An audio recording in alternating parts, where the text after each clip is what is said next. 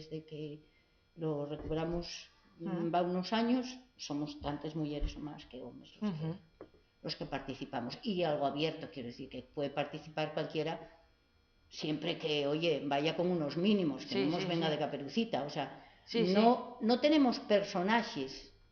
Eso te iba a preguntar. Porque hay por ahí mascaráis que tienen personajes. Sí, pero los aguilandeiros y por ahí hay unos caracteres. No sabemos si en algún momento concretos. los hubo, porque sí es verdad que de ellas veces pues había gente que se vestía de novia, o gente que se vestía de cura, o de soldado, pero pensamos, o piénsolo yo, y a lo mejor estoy equivocada, que no eran personajes, sino que era la ropa que tenían.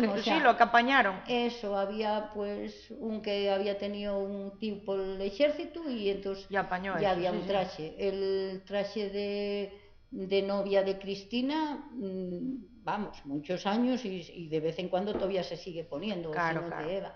O, bueno, que probablemente uno de cura o de fraile, probablemente no fueran personajes, sino que, como lo había por las casas, pero bueno, a lo mejor yo recuerdo de personajes anteriores. A nosotros llegó como sin personajes, cada uno que se mascaritara con lo que pillara, con una careta o pintados de negro con un corcho también, si no tienen careta. ¿Y les caretes cómo les facían? Pues facíanles, yeren feches, hasta los años 70 o por ahí, yeren feches. De cartón o de pellella, o con tela. Vale. Podía ser una saca simplemente metida con los furacos de los que usaban para la farina. Y pintaban un poco y punto. Ahí es donde a veces los ayudaban las mujeres.